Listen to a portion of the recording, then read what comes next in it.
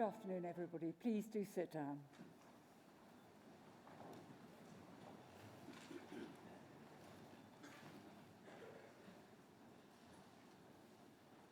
Diplomats, fellows, ladies and gentlemen, today is a day of celebration, a celebration of all the hard-won achievements for you all.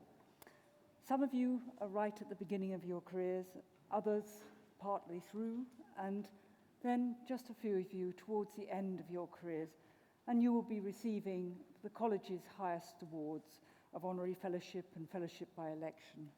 I welcome you all.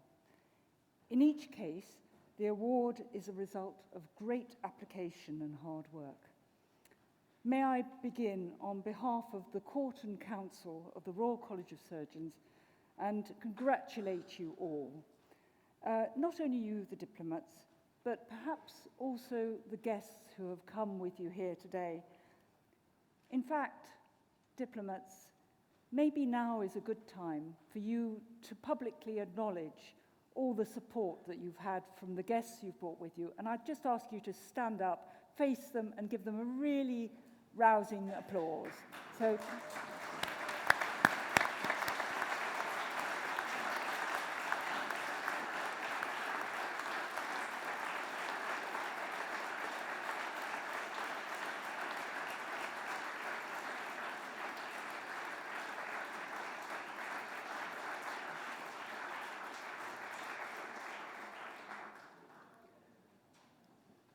You see how much you're appreciated and valued. My congratulations to you all.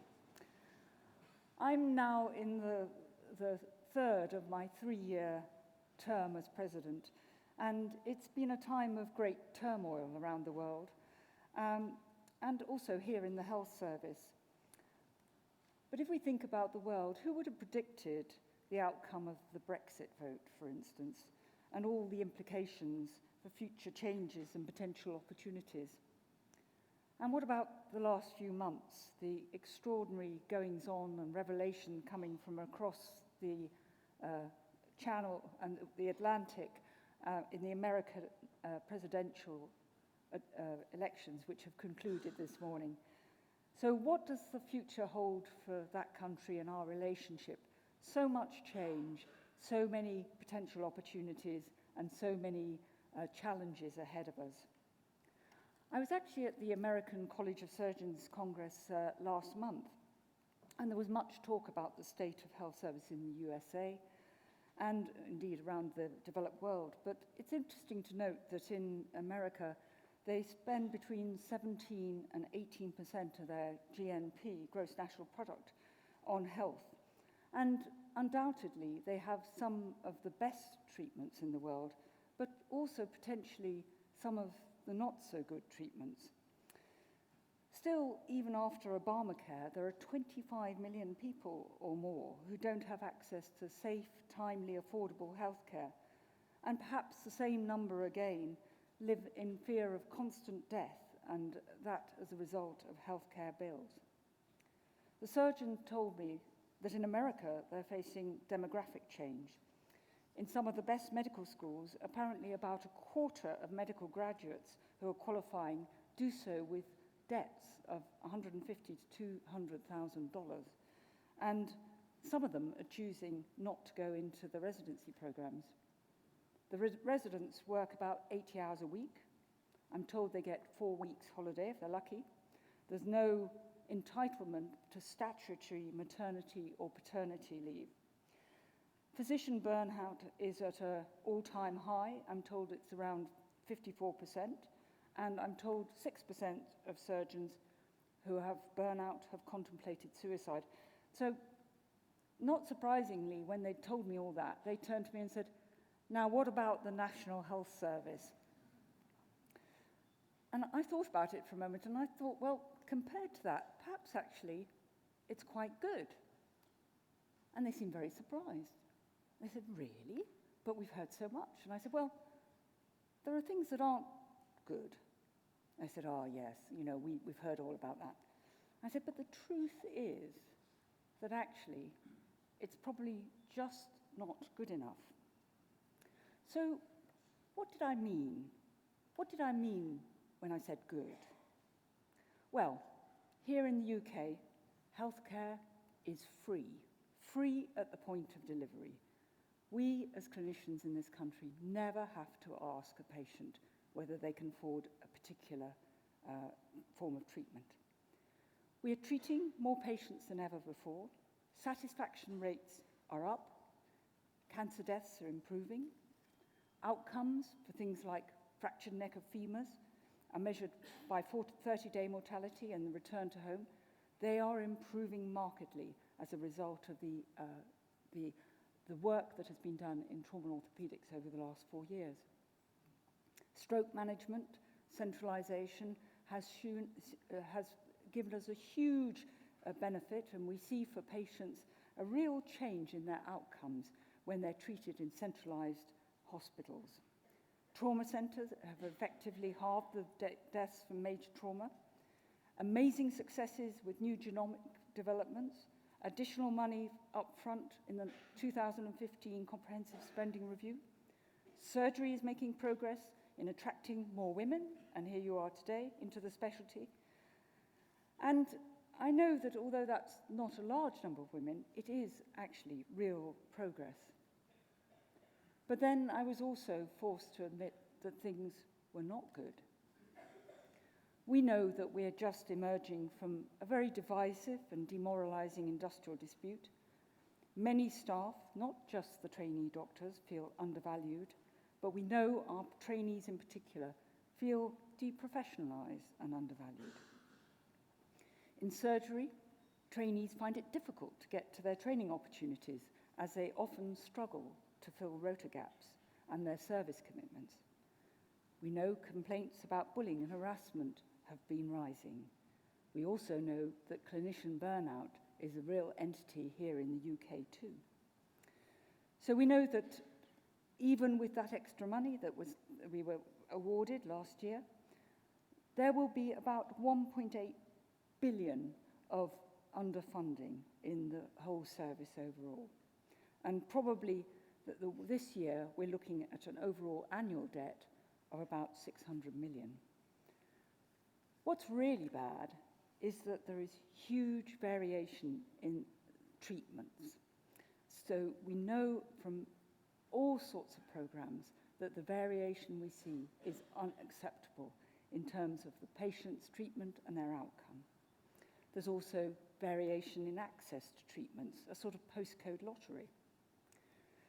So you'll see that I wasn't wrong when I said things were good, and I wasn't wrong when I said things were not good.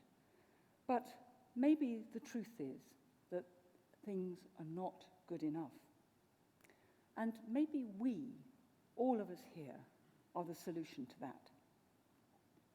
Now, some of you will recognize the statement that it is ethically unjustifiable to provide a lower standard of care for patients at weekends than on weekdays. Now, it's not Jeremy Hunt who said that, as it happens. In fact, in 2013, that was the opening statement of the executive summary of the Academy of the Royal Medical Colleges, talking about 7-day care. All the medical Royal Colleges signed up to that report, and basically it produced standards that we should aspire to. It was the medical profession who recognised that things weren't good enough. We recognised that trainees and junior staff were working across days and nights, 7 days of the working week. It was us, the physicians and surgeons, that actually asked for the standards of care to ensure that all the patients could have access to the same form of services across the working week. We knew there were instances where our patients did not get good deals at weekends or on holidays, and that very often it was the support and technical services that were not available. Just think how long it sometimes takes for you to get a scan in an evening or at a weekend. Sometimes it's because we can't get into the operating theatres because access is restricted. Think about how often you've had difficulty in getting that emergency case to theatre just when it needs it most. Sometimes it's because hospitals have rotas, which means that only one doctor has to look after 200 patients overnight or at weekends. That's really awful for those unsupported doctors, but think about the poor patients, it's pretty unsatisfactory for them. And sometimes it's because more junior doctors are just simply not available to get the senior advice they need and the teaching they need during those nights and weekends and periods. So it was the Royal Medical Colleges that wanted to see the change, that asked for the standards to be put down and for the government to fund the access to their standards. The problem, of course, was that the politicians picked this up. They scrambled the message, and look at the mess that it ended up in. So look at you here all today. You're all motivated, intelligent people. Where do we go from here? Well, I was listening to an address from Lord Victor Adebowale last week, who was talking to the Leaders in Healthcare conference. Some of you may know of him. He's an extraordinary man who's been chief executive of a charity called Turning Point. And this is a charity that works with individuals with drug addiction, mental health issues, or poverty, and it looks to improve their lives. And he, addressing doctors, looked at the assembled crowd and said, "Society has invested in you, and we can't afford for you not to lead. Most importantly, you need to lead yourselves." And then he sort of laughed and said, "And what's more, the chances are you're going to be paid too much to be pessimists." And that's a really interesting thought. I think to a certain degree, he was right. We are the lucky ones. We're the ones who've had the education, we've got meaningful employment, and we're privileged to have a vocation and to be able to help patients almost every day in one way or another. All of you here have your parts to play. He was right. We all have it within ourselves to lead ourselves, to move our perspectives from pessimism to optimism. And we do that when we see the purpose and meaning of the job that we are lucky enough to do. It's not always easy, but we, the college, are there to support you, and already we've been working on your behalf, and we've been bringing forth changes to enable training to happen more reliably, to support all of us as we're trying to deliver the high standards of care and build pathways for both the trainees and the patients. But most of all, we want you, the trainees, to really feel valued and to re-establish your status as the professionals. All of you here today have your parts to play, as I said, and in addition to your roles of clinicians, you need to be builders and leaders for the future. In this crowded space of healthcare regulators, arm's-length bodies, when the clinician meets the patient, we are there, the clinician, the patient, but also the college. The college is setting out the professional standards, the attitudes and behaviours which underlie the trust that the patient has in the profession. And the college will be there advocating for the training opportunity, the resources and the structures that clinicians need and will require to ensure that patients receives the overall care that they deserve. Council, fellows, diplomats and guests, I remain totally committed and indeed optimistic about the future of the NHS. At present, things may not be good enough. We may not relish progress and change, and may not be focused sufficiently on the end goal, which is excellence in patient care. But we are the solution, the ones to be the builders, the leaders for the future, to nurture and grow the future workforce, and deliver excellence in patient care. You, the diplomats, are our future. You are the ones who are going to be innovating, guiding, and leading this great institution of which we should all be really proud. That is the National Health Service. My congratulations to all of you on your achievements to date, and I wish you good luck and enjoyment in your future as leaders and builders for the health service. Congratulations.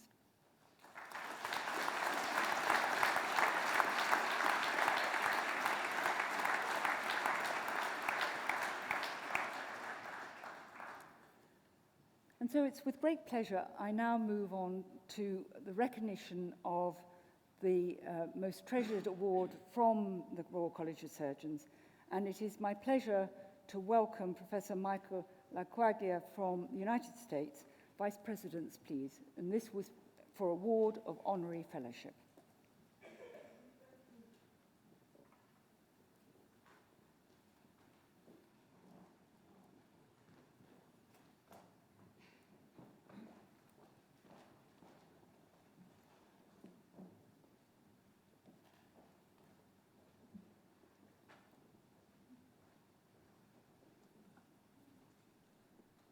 President, honoured guests, council members, fellows, diplomats, ladies and gentlemen, I'm delighted to present to you a citation for Professor Laquaglia.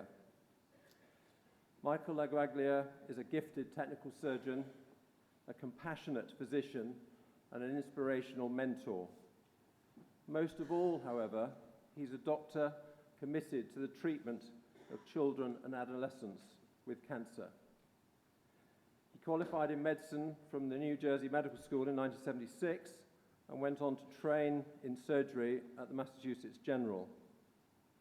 After qualifying, he briefly left the US and traveled to the UK to work within the National Health Service as a cardiothoracic surgical registrar in Liverpool. He couldn't be tempted to stay in the UK and returned to Boston, where he was appointed as the Marshall K. Bartlett Research Fellow at Harvard Medical School. His interest in pediatric surgical oncology developed while he was working at the Children's Hospital in Boston. He was there appointed attending surgeon to the Memorial Sloan Kettering Cancer Hospital in 1987, where he is now Chief of Pediatric Surgical Services. In addition, he holds the Joseph H. Birchnall Chair of Pediatrics. And in addition to that, he is also Professor of Surgery at the Weill Cornell Medical College in New York. So in his spare time, he's an editorial consultant for the Journal of Pediatric Surgery, a member of the editorial board of the US National Cancer Institute, and chair of the Surgical Committee for the Children's Oncology Group. He's dedicated his professional life to the treatment of children and adolescents with cancer. His focus has been on neuroblastoma, Wilms tumor, and soft tissue sarcomas. But he's also been involved with treatment of liver tumors, melanoma, and thyroid cancer in the same patient group. The units where he works at the Memorial Sloan Kettering treat over 500 patients a year, making it the busiest cancer centre for children in the world. His academic contributions are fundamental to the current children's oncologic care, having over 200 peer-reviewed publications, 41 book chapters, and 20 editorial reviews to his name, a legacy that few can match. He's also on Facebook as a celebrity. His post in May of this year recorded almost 500,000 likes, and he recently features in Newsweek as one of the top cancer doctors in the US. He's supported today here by his wife Joanne, and we're delighted to see you here this afternoon. Thank you for coming. Professor Laquaglia is a global figure and a global leader in the surgical treatment of many and varied tumors, but particularly these rare cancers in children and adolescents. President, it's with great pleasure that I present Professor Laquaglia for receipt of the Honorary Fellowship of the Royal College of Surgeons.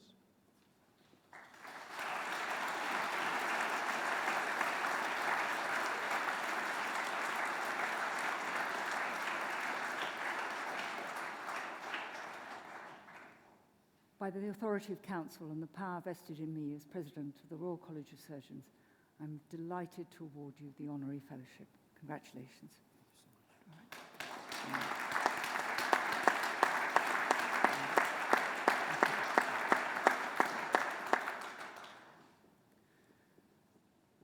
And we now move on to the awarding of Fellowship by election. Professor Saunders, Vice President. Thank you.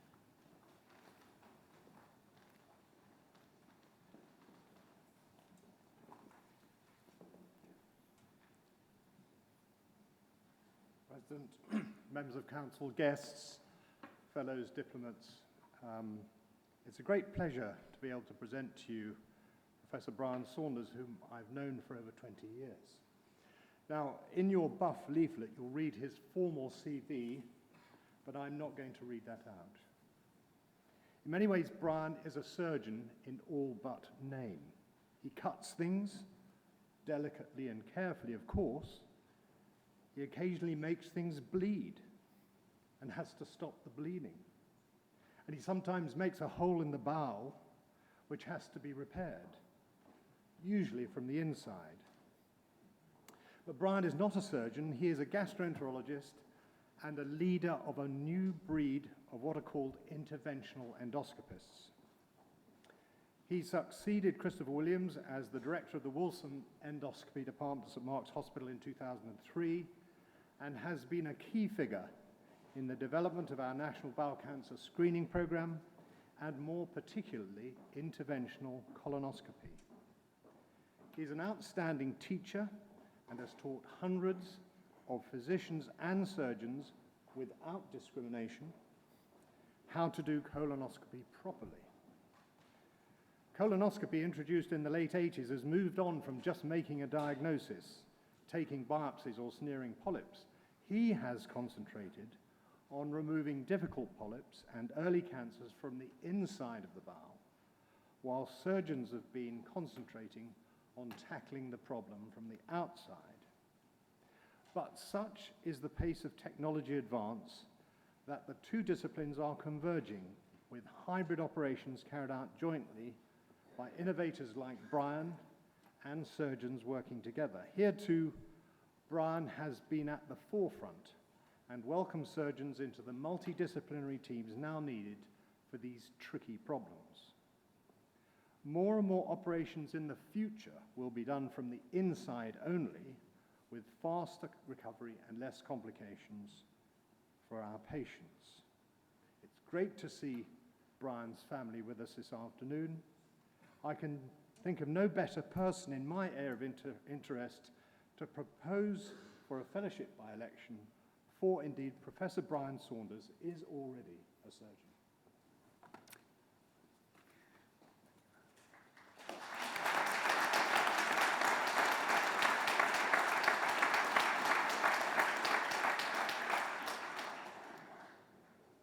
By the authority of Council and the power vested in me as President of the Royal College of Surgeons, I'm delighted to award you Fellowship by election. Congratulations.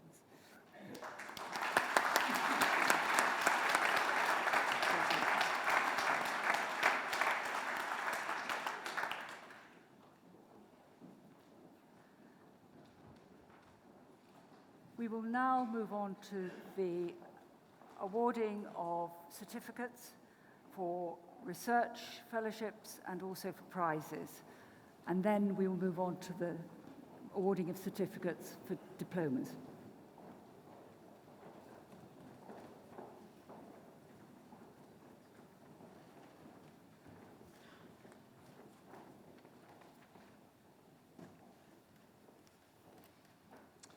President, I present to you the Research Fellows.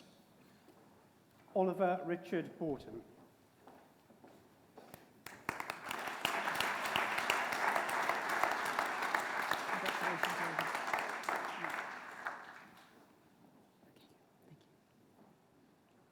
Eman Kombelak.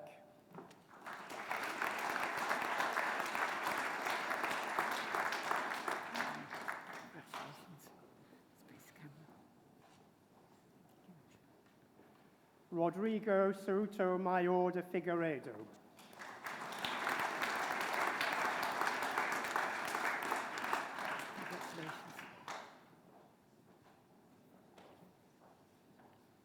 Philip James Joseph Herod.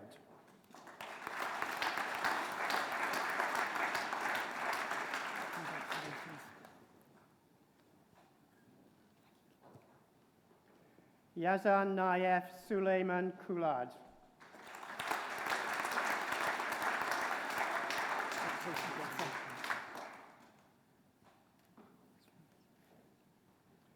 Rebecca Elizabeth Llewellyn Bennett.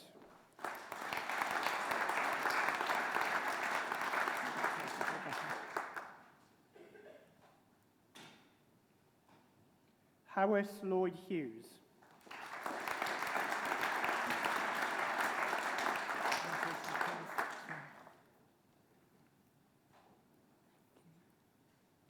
Max Edward Raphael Marsden.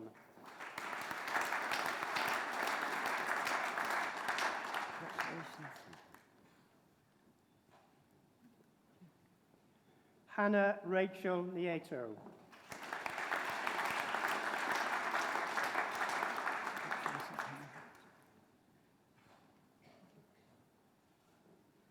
Mustafa Saad Rashid.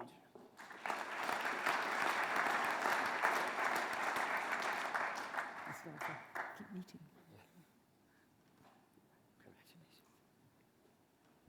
Tanujan Thangaraja.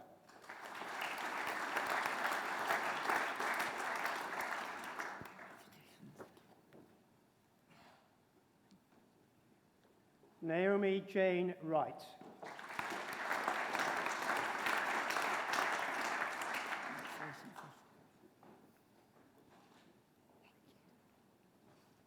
Amir Sam Usani.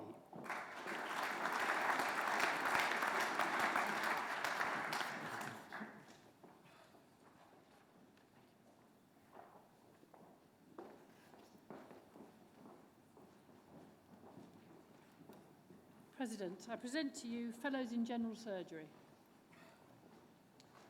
Mohammed Mustafa Al-Sayed Al-Azmar.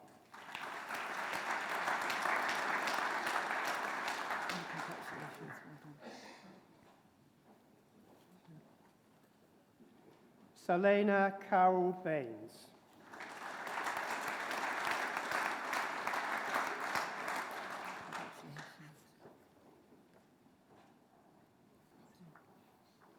Ian Richard Flindle.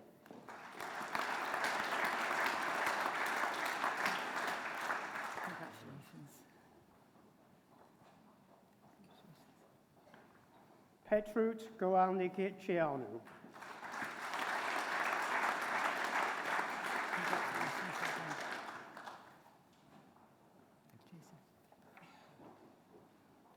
Jignesh Bharat Kumar Jatania.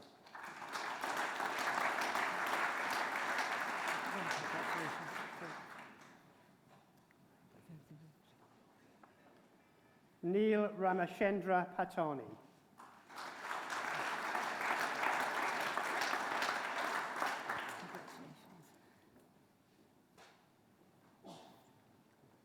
Yassar Ahmed Qureshi.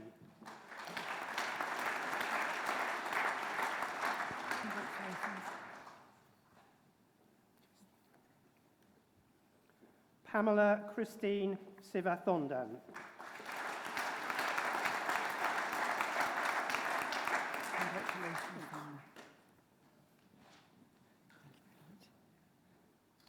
Alistair Angus Pear Slesser.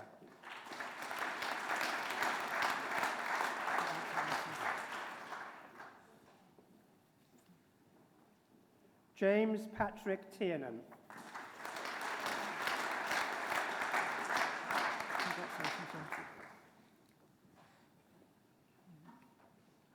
Alexios Tsivanakis.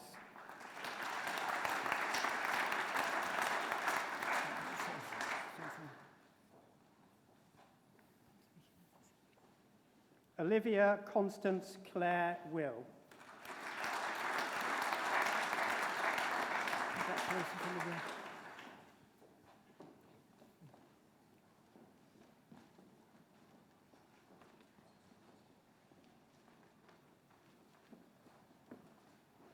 President, I present to you Fellows in Neurosurgery. Syed Ali Reza Alavi.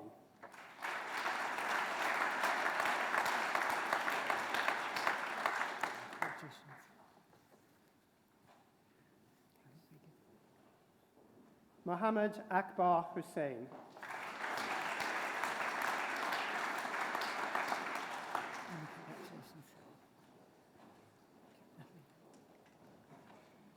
Mark John Noel.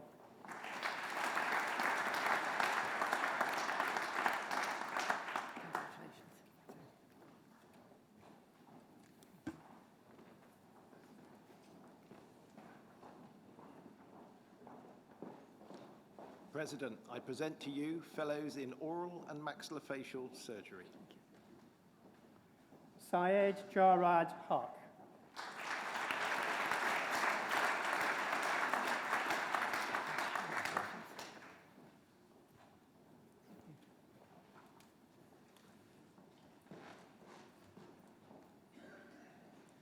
President, I present to you fellows in otolaryngology. Husham Abdul Imam Barak Al-Day Rawi.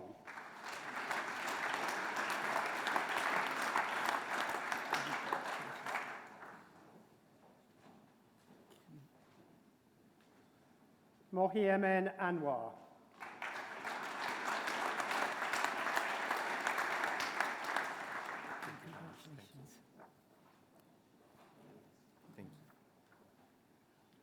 Emma Elizabeth Hoskisson.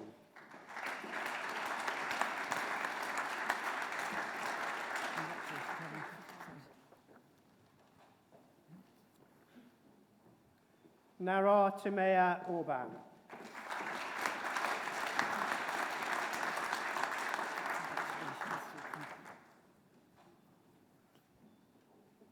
Rishi Sharma.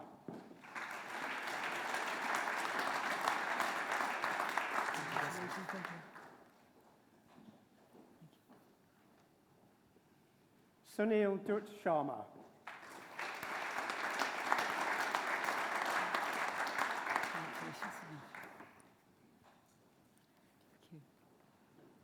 Neil Chengwen Tan.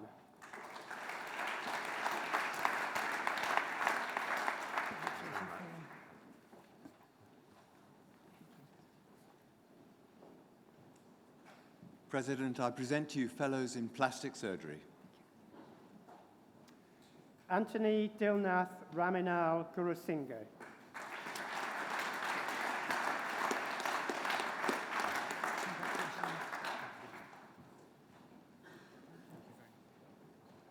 Eric Kwan Ho Tan.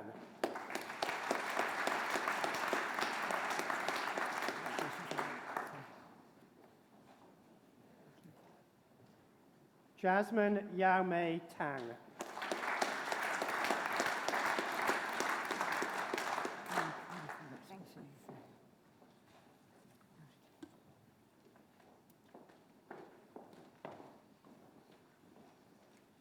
President, I present to you fellows in trauma and orthopedic surgery.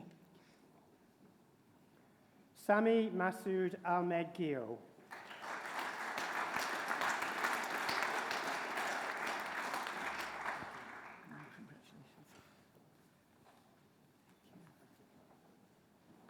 Ashraf Shouki Mohammed Awad.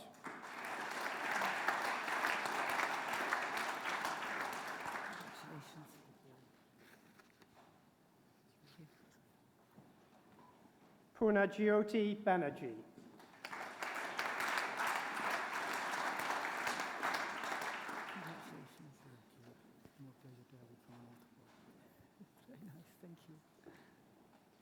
Anna Louise Ingrid Bridgens.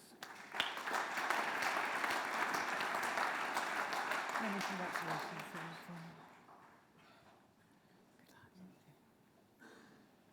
Ramzi Hani Chamar.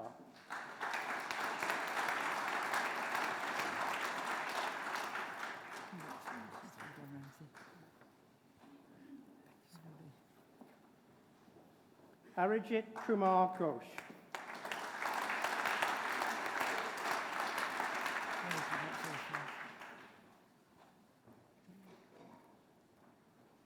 Christopher Edward Hill.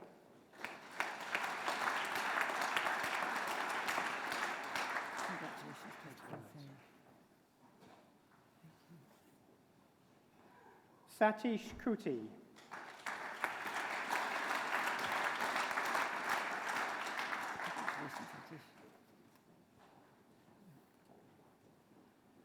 Edward Pelham Lochon.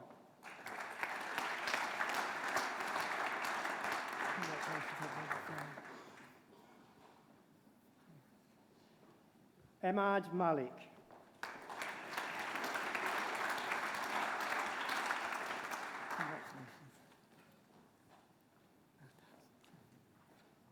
Lawrence Stephen Moulton.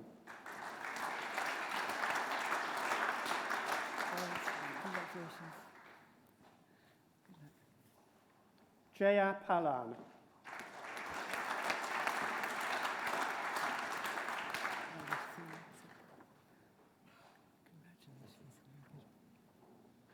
Vishal Patel.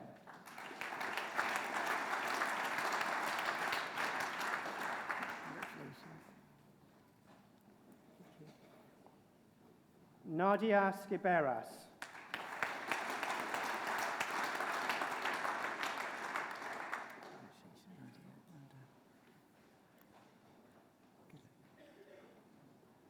Oday Akram Shanak.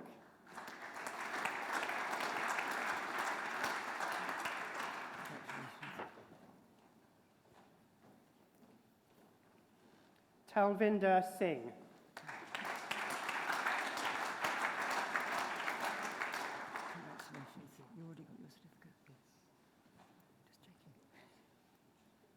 John Gregory Stammers.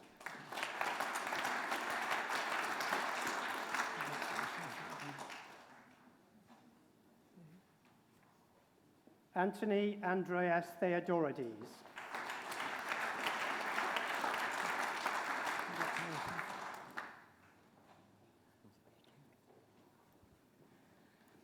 Shankar Tyagaraja.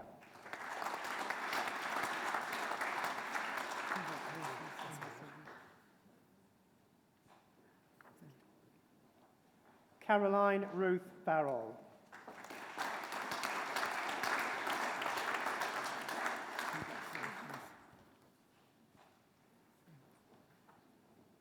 Jonathan Richard Nile Ward.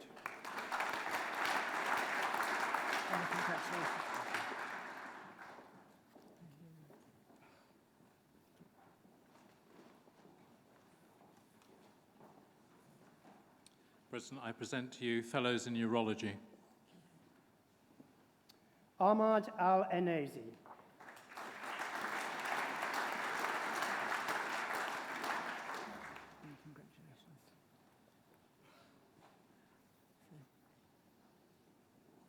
Holly Jane Bekama.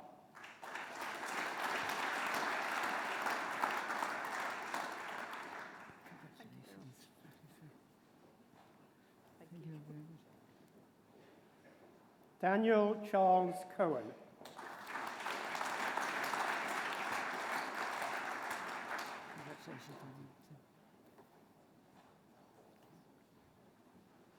Gideon Ellis.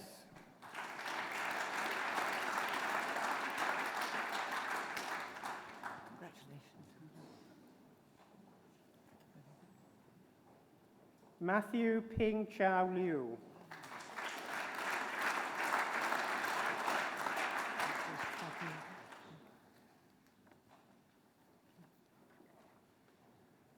Johanna Sophia Thomas.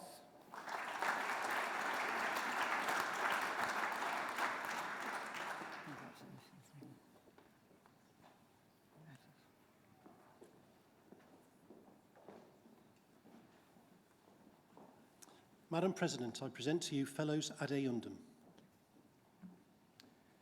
Nahum Rosenberg.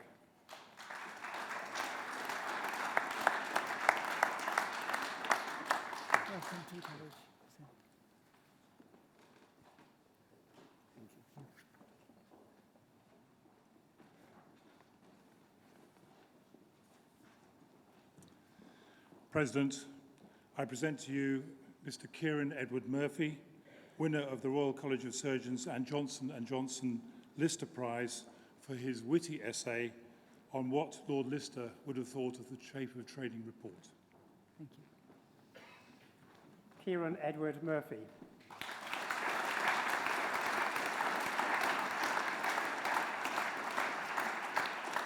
A witty essay. Congratulations.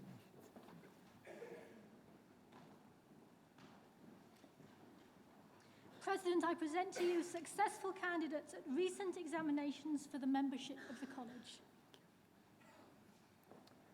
Carl Jesus Alvarez.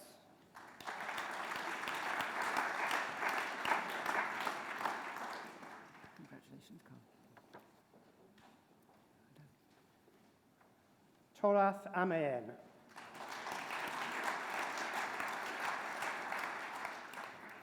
Okay, congratulations. Very good. Ali Arnaut.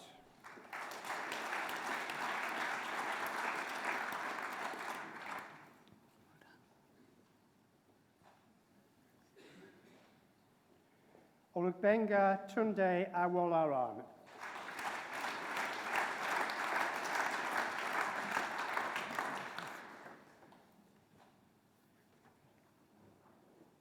Ahmed Abdel Monaim Okasha Ibrahim Azam.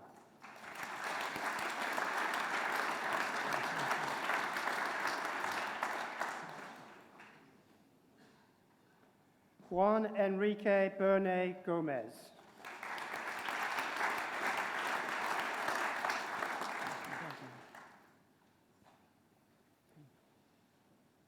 Emily Jane Britton.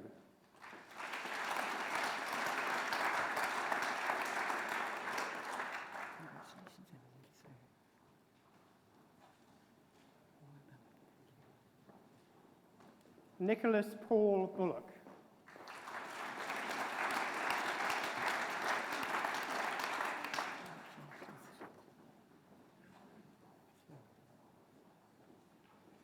Shihan Chen.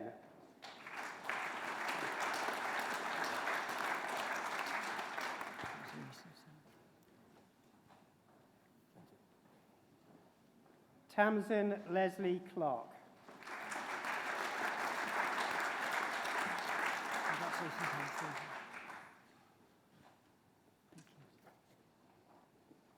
William Timothy Joseph Kuma.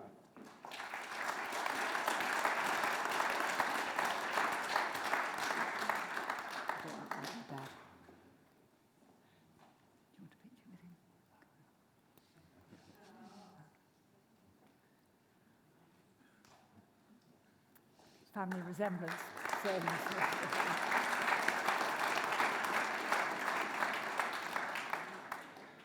Marco Roberto Correa Duarte.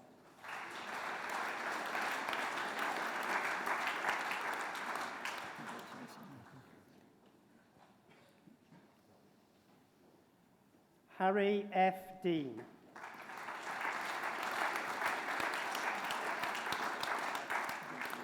Thank you very much. Thank you.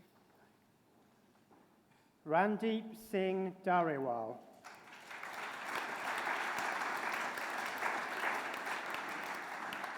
Congratulations. How are you?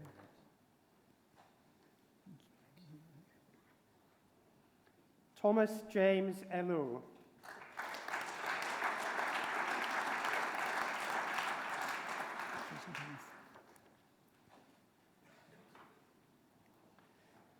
Assad Farouk.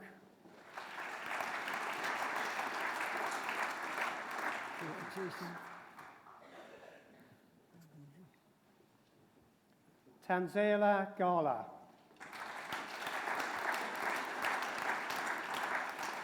Congratulations. Thank you. Victoria Naomi Gibbs.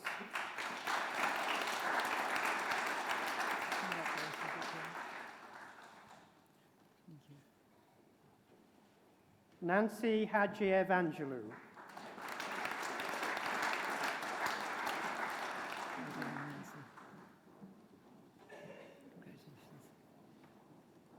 Tarek Hassouna.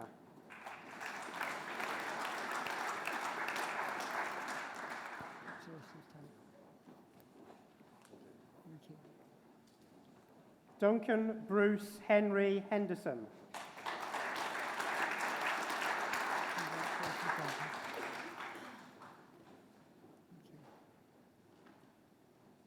King Chung Adrian Ho.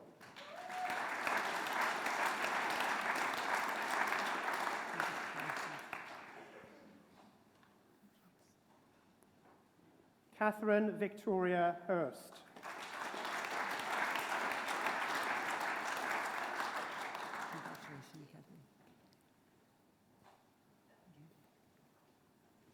Nabil Hussain.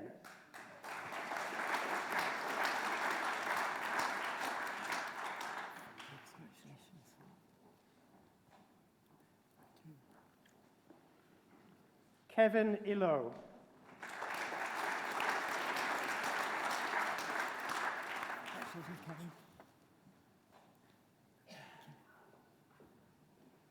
Abigail Ann Johnson.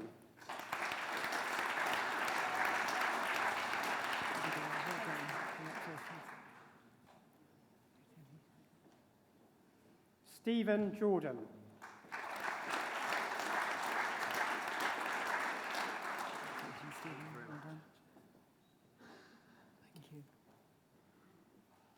Saranajith Chaminda Kalukotagai.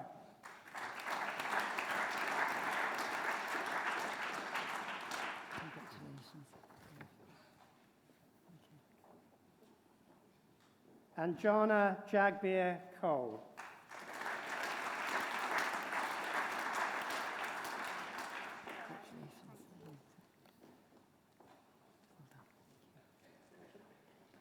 Francesca Enid Xiaoling Kum.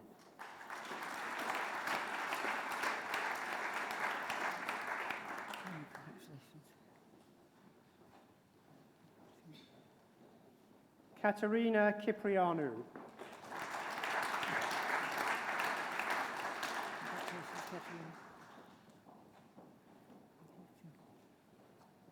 Emily Lowe.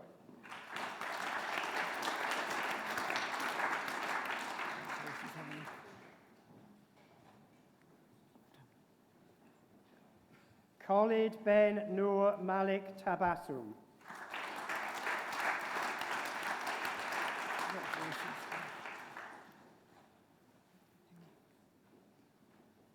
Salim Mastan.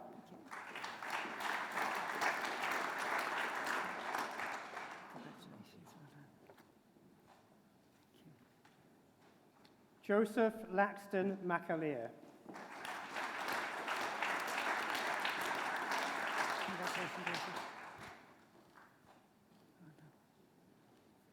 Louise McMenemy.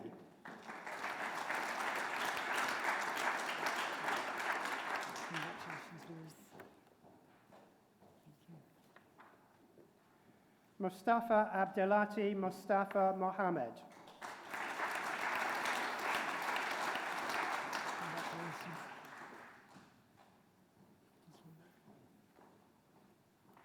Rosalind Jane Mole.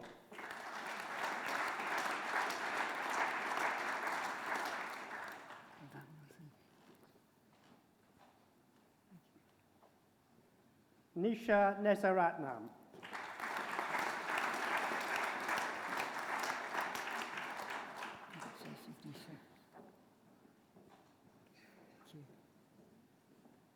Benjamin John O'Sullivan.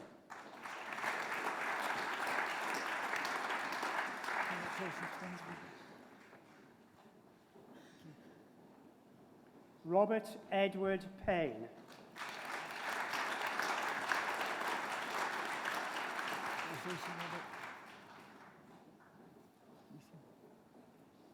Agatha Marta Plonchak.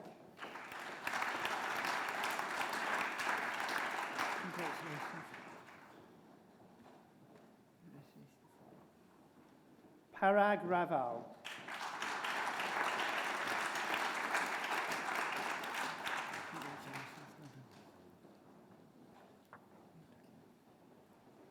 Connor Reid.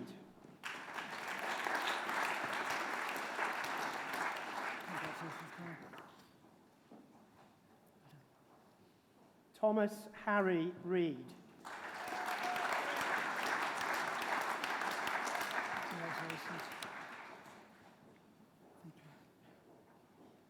Patrick Michael Reynolds.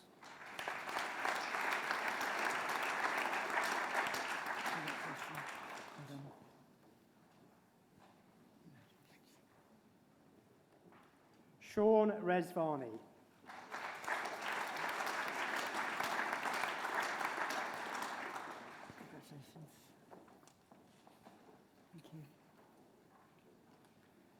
James Hugh Brian Russell.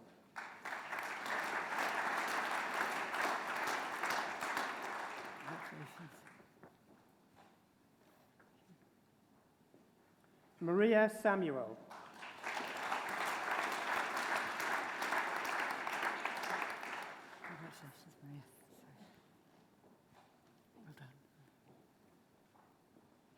Darachameli Sebaran Suite.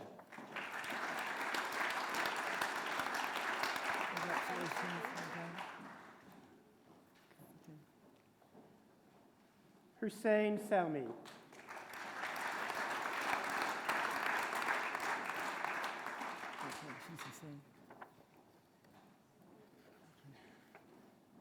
Noman Shahzad.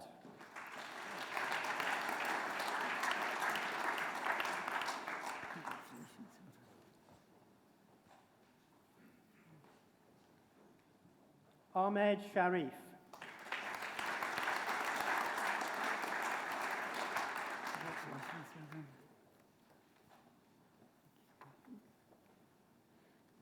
Veena Surendra Kumar.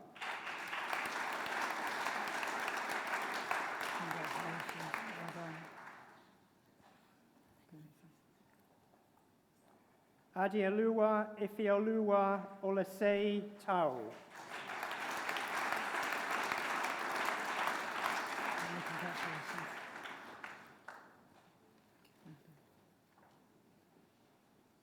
Amitabh Satish Thakur.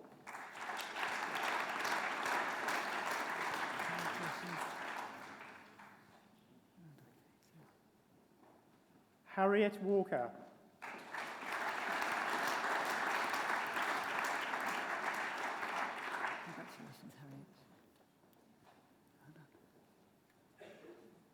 Sarah Ann Williams.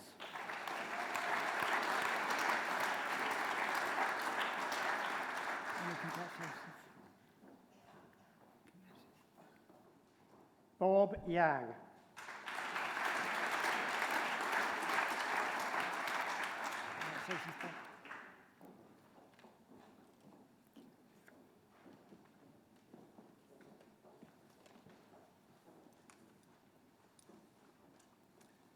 President, I present to you successful candidates at recent examinations for the membership of the College via the ENT route.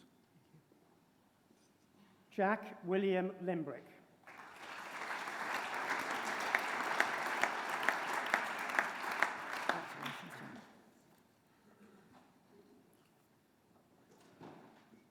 Victoria Perkins.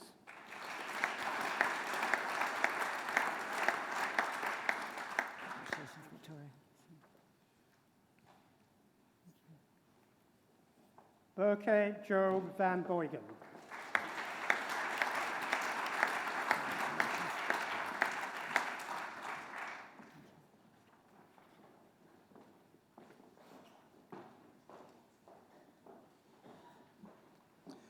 President, I present to you successful candidates at recent examinations for the diploma in otolaryngology, head and neck surgery. Jessica Ball.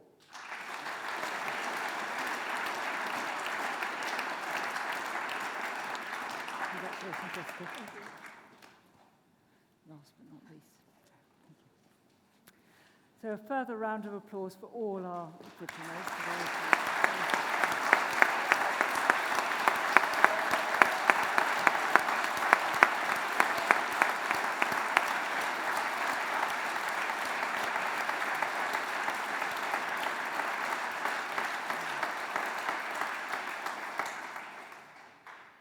And now it's my pleasure to invite our honorary fellow to come and address the diplomates. Thank you.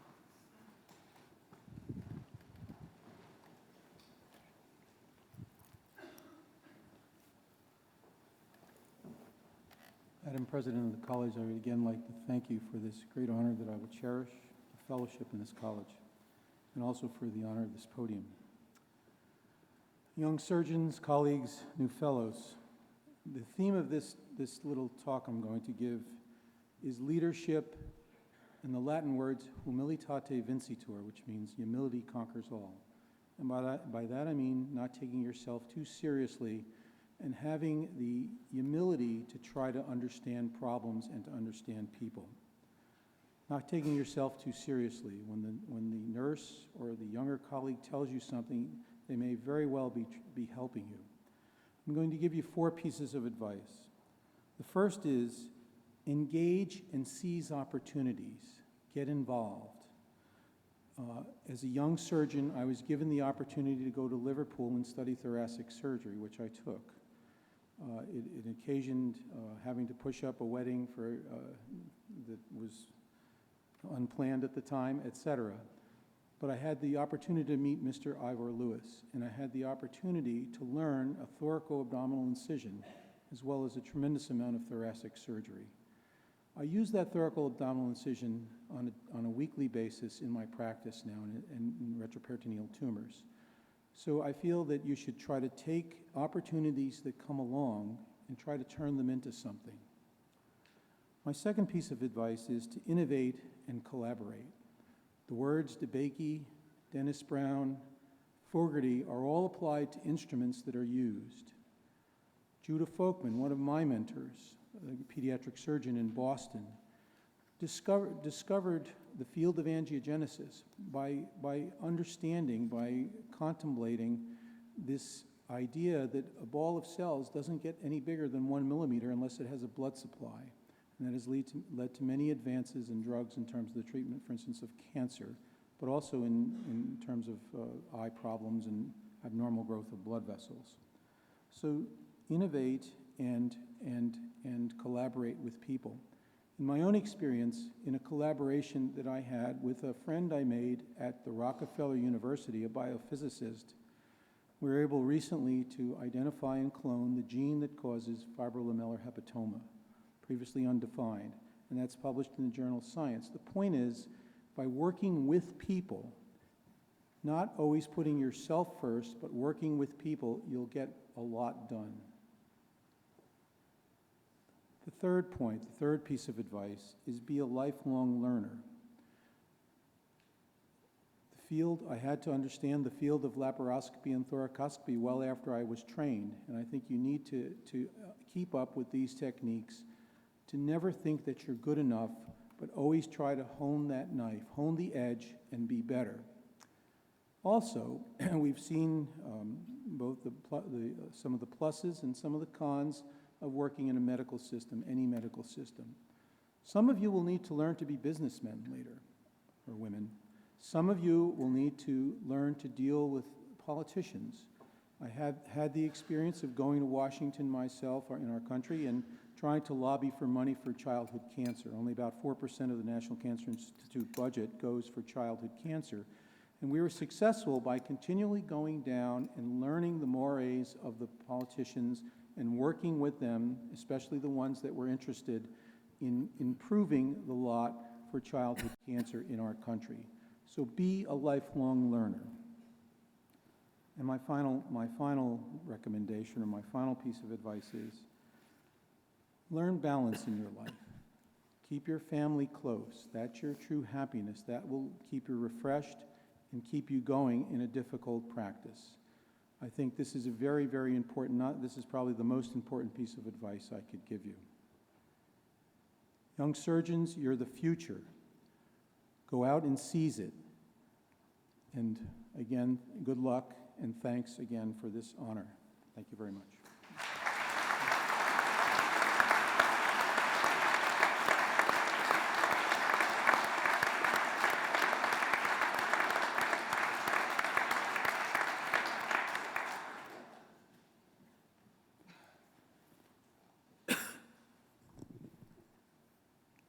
President, members of Council, diplomats, ladies and gentlemen.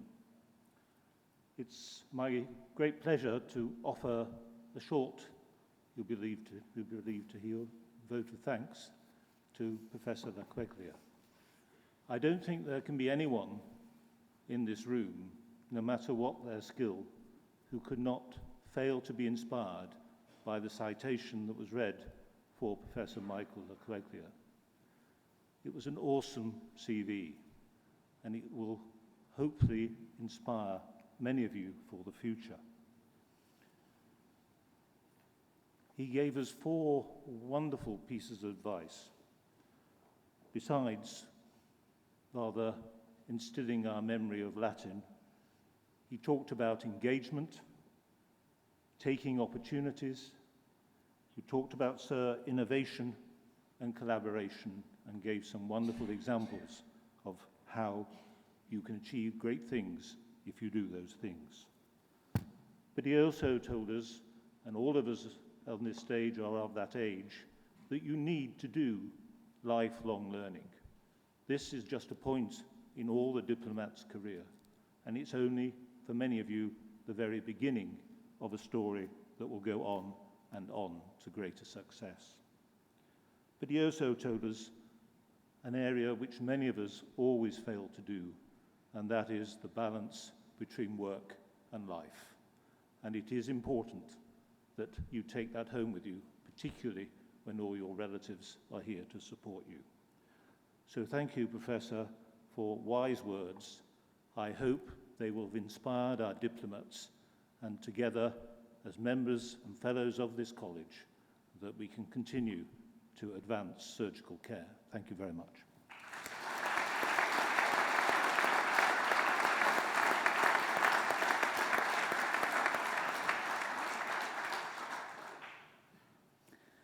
Well, ladies and gentlemen, that brings to an end the formal proceedings for today. It's been wonderful to see you all here today, and a great joy to award the certificates to all of you who have received them.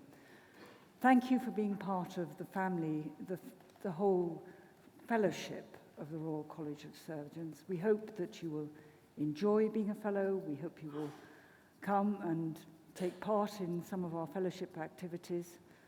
Some of you will know that this particular part of the building may be soon to be a thing of the past as we move towards a new building in the back of the old building next door.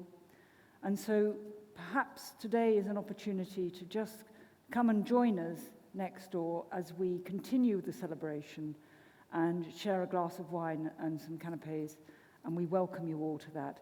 Thank you for being here, and just good luck with your careers. We'll now be leaving the stage, and we'd be grateful if you could just stand as we leave. Thank you.